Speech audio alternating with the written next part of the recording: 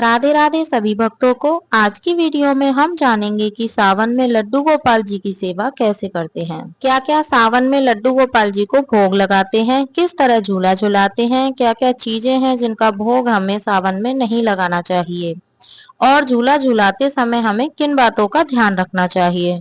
इन सभी विषयों के बारे में आपको आज की वीडियो में संपूर्ण जानकारी मिलेगी।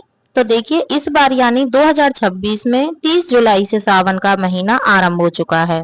तो देखिए, सावन के महीने में लड्डू गोपाल जी को दूध से स्नान कराना बहुत ही ज्यादा शुभ माना जाता है। तो आप कच्चा दूध ले लें और कच्चे दूध से लड्डू गोपाल जी को आप स्नान कराएं। और सावन में लड्डू गोपाल जी की सेवा में आप फूलों का ज्यादा से ज्यादा इस्तेमाल करें। सावन में आपको रंग बिरंगे फूल हर जगह मिल जाएंगे। तो जो भी फूल आपको मिले, आप वो फूल लड्डू गोपाल जी को जरूर समर्पित करें। तो यहाँ पर जो पात्र हमने लिया है लड्डू गोपाल जी को स्नान कराने के लिए, उसमें भी फूल डाल दिए हैं। अब इसके बाद में दूध से स्नान करवाएंगे। और देखिए, सावन का महीना जो होता है वो हंसी खुशी हर्षो उल्लास का महीना होता है। यहाँ से हमारे तीज त्योहार शुरू हो जाते हैं। तो सावन में रंग बिरंगे वस्त्र आप लड्डू गोपाल जी को पहनाएं। लड्डू गोपाल जी के आसन को भी आप रंग बिरंगे फूलों से सजाएं। लड्डू गोपाल जी को हो सके तो हरे रंग की पोशाक आप पहनाएं। सावन के पहले दिन आप जरूर हरे रंग की पोशाक पहनाएं। फिर उसके बाद आप रंग बिरंगी पोशाकें लड्डू गोपाल जी को पहनाएं। सुंदर सा श्रृंगार करें लड्डू गोपाल जी का। और देखिए, सावन के पहले दिन से ही लड्डू गोपाल जी को झूला झुलाना शुरू कर देते हैं, यानी झूला सेवा प्रदान करते हैं लड्डू गोपाल जी को। आप जब लड्डू गोपाल जी को झूला झुलाएं तो उसमें कुछ विशेष बातों का ध्यान हमें रखना चाहिए। पहले तो आप लड्डू गोपाल जी को स्नान करा के अच्छा सा श्रृंगार करा दें। उसके बाद आप लड्डू गोपाल जी को झूले में बिठाएं। और जब आप लड्डू गोपाल जी को झूला झुलाएं तो लड्डू गोपाल जी के आसपास ही रहें। सावधानी के लिए अच्छे से सावधानी से लड्डू गोपाल जी को झूला झुलाएं। और उसके साथ ही देखिए, शाम के समय लड्डू गोपाल जी को झूला नहीं झुलाते हैं। दिन जब छिप जाता है, सूर्यास्त के बाद लड्डू गोपाल जी को झूला नहीं झुलाते हैं। लड्डू गोपाल जी का झूला खाली नहीं झुलाना चाहिए। जैसे बच्चे का झूला नहीं खाली हम झुलाते हैं, तो उसी तरह से लड्डू गोपाल जी का झूला भी खाली नहीं झुलाना चाहिए। तो ये पोशाक मैंने घर पर ही बनाई है अपने कान्हा जी के लिए। तो देखिए, ठाकुर जी कितने सुंदर लग रहे हैं इस पोशाक में। और देखिए, जब आप लड्डू गोपाल जी को झूले में बिठाएं तो आप उन्हें पहले ही भोग लगाएं और फिर या उनको झूले में बिठाएं, यानी कि या तो आप पहले ही भोग लगा दें या फिर झूला झुलाने के बाद आप उनको भोग लगाएं। तो झूला झुलाएं लड्डू गोपाल जी को। झूले में बिठाकर आपको भोग समर्पित नहीं करना है। लड्डू गोपाल जी को आप सावन के महीने में घेवर का भोग अवश्य समर्पित करें।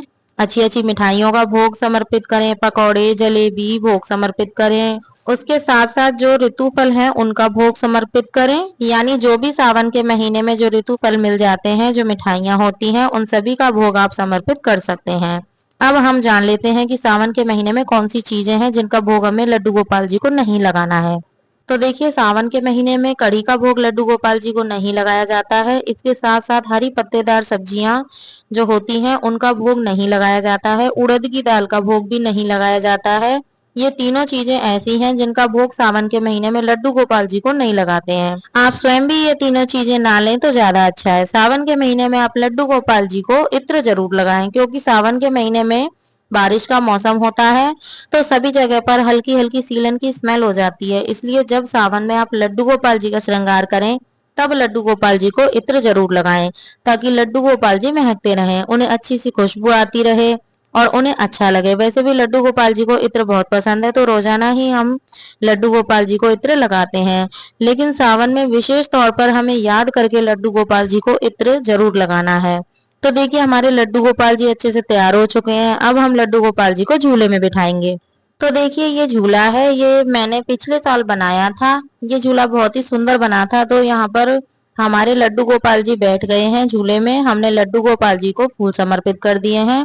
अब हम हल्के हल्के से लड्डू गोपाल जी को झूला झुलाएंगे। तो देखिए, यहाँ पर हम हल्के हल्के से बड़े प्यार से लड्डू गोपाल जी को झुलाएंगे और घर के सभी सदस्य लड्डू गोपाल जी को झूला झुलाएं। तो इस तरह से हमें लड्डू गोपाल जी को झूला सेवा प्रदान करनी है। इसके साथ ही सावन में लड्डू गोपाल जी के लिए फूल बंगला जरूर से बनाएं। आप जैसा भी हो सके, चाहे आप थोड़े से फूल रखकर ही लड्डू गोपाल जी के लिए फूल बंगला बनाएं, लेकिन फूल बंगला सेवा भी आपको जरूर प्रदान करनी है।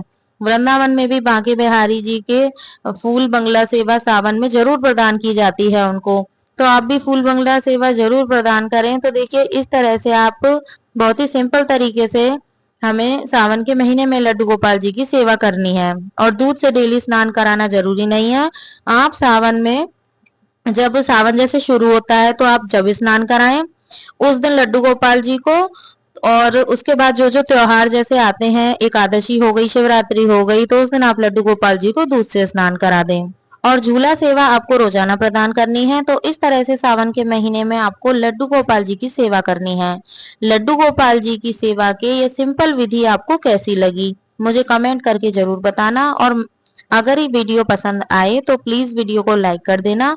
हिंदू धर्म के सभी तीज त्योहार की जानकारी के लिए मेरे चैनल को सब्सक्राइब करना।